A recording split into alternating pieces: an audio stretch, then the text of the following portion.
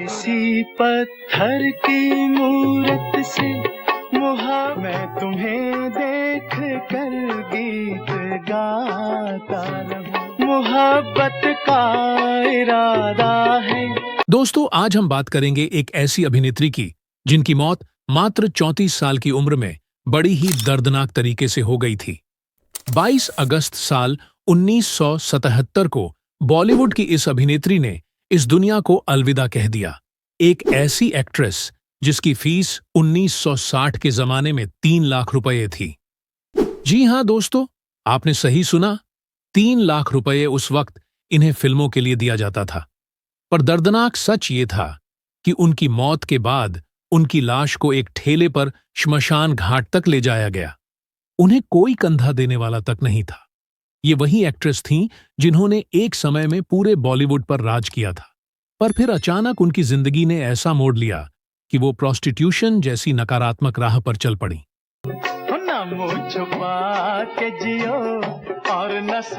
जी हां दोस्तों, ये वही अभिनेत्री है जिनके जीवन पर ही ओम शांति ओम जैसी कहानी बनी थी। हम बात कर रहे हैं बेहद ही खूबसूरत अभिनेत्री विमी की, जो इतनी खूबसूरत थीं कि सुनील दत्त, शशि कपूर और कई बड़े सितारों ने उनके साथ स्क्रीन शेयर करने की इच्छा भी जताई थी। तो फिर आखिर ऐसा क्या हुआ कि इनके जीवन के आखिर समय में इन्हें पाई पाई के लिए तरसना पड़ा? आखिर क्यों उनके पार्थिव शरीर को एक ठेले पर श्मशान घाट ले जाना पड़ा था? और क्या सच में उनका कोई सुपरस्टार बेटा है? इन सभी राज से आज हम पर्दा उठाने जा रहे हैं। तो दोस्तों, वीडियो को लाइक करके हमारे चैनल बॉलीवुड बायो टाइम को सब्सक्राइब करना बिल्कुल भी ना भूलें। विमी का जन्म 1943 में जालंधर के एक रईस परिवार में हुआ था। विमी की कम उम्र में ही एक मशहूर और रईस बिजनेसमैन के बेटे शिव अग्रवाल से शादी करवा दी गई। इस शादी से उन्हें 2 बच्चे हुए। पति रईस बिजनेसमैन थे, तो उन्हें आए दिन बड़ी पार्टीज में जाना होता था। एक दिन वो एक पार्टी अटेंड करने विमी को भी अपने साथ कोलकाता ले गए। उस पार्टी में उस जमाने के नामी म्यूजिक डायरेक्टर रवि भी थे। जैसे ही उन्होंने विमी को देखा तो देखते ही रह गए। वो तुरंत विमी के पास आए और कहा, आप फिल्मों में काम क्यों नहीं करती? विमी ने जवाब दिया, मैं 2 बच्चों की मां हूं, मुझे भला फिल्मों में काम कौन देगा?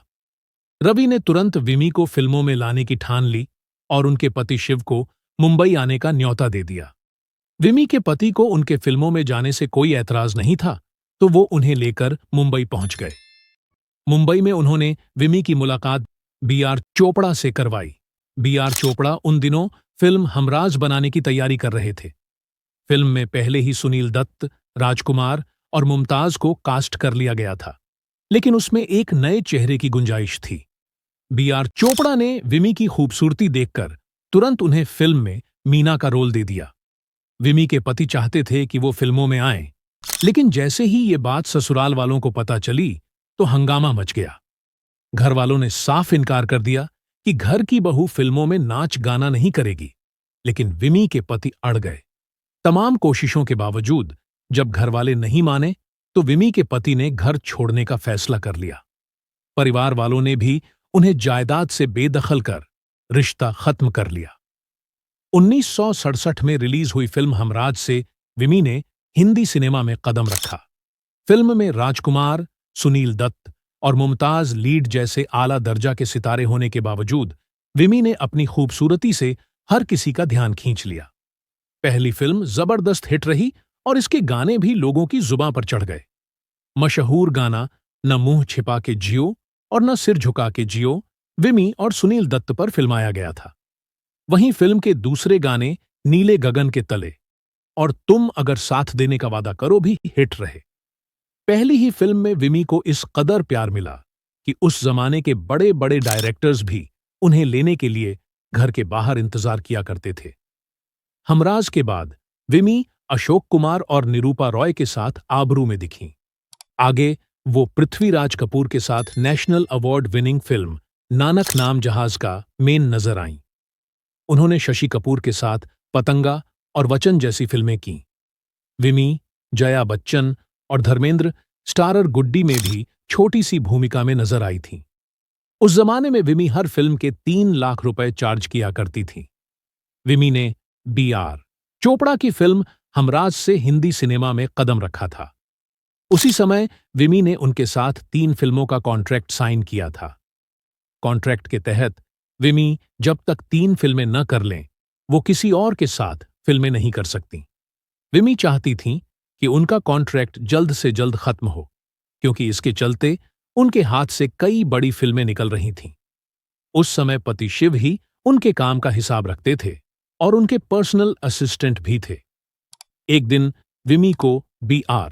चोपड़ा की फिल्म की शूटिंग के लिए शहर से बाहर जाना था, लेकिन आखिरी वक्त में उनके पति ने ये कहते हुए इनकार कर दिया कि विमी आउटडोर शूटिंग नहीं करेंगी। पूरी यूनिट शहर से बाहर विमी का इंतजार कर रही थी, लेकिन वो उन्हें भेजने के लिए राजी नहीं थे। B.R. चोपड़ा तुरंत फ्लाइट लेकर विमी को समझाने उनके घर पहुंच गए। दोनों के बीच बहस हुई और आखिरकार तंग आकर विमी का कॉन्ट्रैक्ट रद्द कर दिया। नीले गगन के धरती का प्यार पले। B.R. चोपड़ा से हुए विवाद के बाद कई लोगों ने विमी के साथ काम करने से इनकार कर दिया था। उस साल उनकी कुल 10 फिल्में रिलीज हुईं, जिनमें से ज्यादातर फिल्में फ्लॉप हो रही थीं। फिल्में फ्लॉप हुईं तो विमी पर भी फ्लॉप एक्ट्रेस का ठप्पा लग गया और उन्हें फिल्में मिलना बंद हो गईं। कुछ लोग उनके पति के रवैये के चलते भी उन्हें फिल्म में नहीं लेना चाहते थे। बीतते समय के साथ विमी की फिल्मों से हुई कमाई कम पड़ने लगी और फिर सारी जमा पूंजी खत्म होने की कगार पर आ गई। घर चलाने के लिए विमी ने अपने कोलकाता में एक टेक्सटाइल कंपनी खोल ली, लेकिन वो कंपनी भी बंद पड़ गई और विमी भारी कर्जे में डूब गईं। रईसी के दिनों में विमी अपने पति के साथ जुहू के बंगले में रहा करती थीं, लेकिन वक्त बदला और कंगाली के बाद वो एक छोटे से घर में रहने लगी। कर्जे और कंगाली में पति शिव भी शराब पीने लगे। आए दिन घर में झगड़े होते और शराब के नशे में शिव विमी को पीटते थे। पति ने कई बार विमी पर कुछ C ग्रेड फिल्मों में काम करने का भी दबाव बनाया, जिससे उनका खर्च चलता रहे, लेकिन वो भी नहीं मानी। विमी को काम मिलना पूरी तरह से बंद हो चुका था और पति का रवैया भी उनके लिए बद से बदतर हो रहा है। इसी बीच वो जॉली नाम के एक प्रोड्यूसर के संपर्क में आईं। जॉली ने उन्हें कहा कि वो उन्हें काम दिलवाएगा, जिसके सिलसिले में उनकी मुलाकातें बढ़ने लगीं। साथ समय बिताते हुए दोनों एक दूसरे से प्यार करने लगे। कुछ समय बाद विमी ने पति का घर छोड़ दिया और जॉली के साथ रहने लगी। जॉली के साथ रहते रहते विमी भी शराबी बन गई। कुछ दिनों बाद विमी ने पति से तलाक की मांग की। तलाक केस के चलते आए दिन विमी को कोर्ट के चक्कर काटने पड़ते थे। एक दिन कोर्ट के बाहर शराब के नशे में विमी की मुलाकात म्यूजिक कंपोजर रवि से हुई। ये वही रवि थे जिनकी बदौलत विमी फिल्मों में आई थीं। जैसे ही विमी ने रवि को देखा तो वो टूट गईं। उन्होंने वहीं रोते हुए रवि को पति और उसके जुल्मों की शिकायत करनी शुरू कर दी। विमी को रोता बिलखता देख रवि ने उन्हें तसल्ली दी कि वो जल्द से जल्द उनके पति से बात करेंगे और उन्हें समझाएंगे। रवि उनके पति से बात करते कि इससे पहले ही वो एक म्यूजिक कॉन्सर्ट के सिलसिले में वर्ल्ड टूर पर निकल गए, पर जब तक रवि लौटे तब तक बदनसीब अभिनेत्री विमी की मौत हो चुकी थी। एक समय ऐसा भी आया जब न विमी के पास घर खर्च के पैसे थे और न ही जॉली के पास। ऐसे में जॉली विमी को जबरदस्ती दूसरे प्रोड्यूसर्स के पास भेजता था और उनके मोटी रकम वसूल करता था। विमी की करीबी दोस्त रहीं कृष्णा अग्निहोत्री ने एक इंटरव्यू में विमी के देह व्यापार करने की पुष्टि की थी। समय बीता और विमी के जॉली से भी रिश्ते बिगड़ने लगे। देह व्यापार से जो भी रकम मिलती जॉली उन्हें रख लेता और विमी के साथ मारपीट करता था। एक दिन तंग आकर विमी ने जॉली को छोड़ दिया और अकेले रहने लगीं। लगातार शराब पीते रहने से विमी की लिवर पूरी तरह खराब हो गया। उनके पास न इलाज के पैसे थे, न इलाज करवाने वाला कोई रिश्तेदार साथ था। एक दिन हालत बिगड़ने पर विमी ने जॉली से संपर्क किया। उसने मदद करते हुए उन्हें मुंबई के नानावटी अस्पताल के जनरल वार्ड में भर्ती करवाया और भाग निकला। न कोई विमी से मिलने आता और न ही कोई उनकी देखरेख करता था। आखिरकार 22 अगस्त 1977 को विमी की मौत हो गई। अस्पताल ने जॉली को कॉल कर बुलाया और उसे डेड बॉडी ले जाने को कहा। जॉली अस्पताल तो पहुंचा, लेकिन उसके पास भी एम्बुलेंस के पैसे नहीं थे। कुछ घंटों बाद भी जब कोई मदद के लिए आगे नहीं आया, तो जॉली ने अस्पताल के बाहर खड़े एक चाय वाले से उसका ठेला मांग लिया। उसी ठेले में जॉली ने अपने जमाने की मशहूर एक्ट्रेस विमी का शव रखकर श्मशान घाट तक पहुंचाया। विमी की लाश सड़क पर देखकर मीडिया में खबर की गई और बात हर तरफ फैल गई। इसके बावजूद विमी के अंतिम संस्कार में महज 9 लोग पहुंचे थे, जिनमें प्रोड्यूसर तेजनाथ जार, SD नारंग के भाई भी शामिल थे। विमी के निधन के बाद BR चोपड़ा ने एक इंटरव्यू में खुलासा किया था कि मौत से 5 दिन पहले विमी उनसे माफी मांगने पहुंची थीं। विमी काफी नशे में थीं और उनके शरीर से सस्ती शराब की बदबू आ रही थी।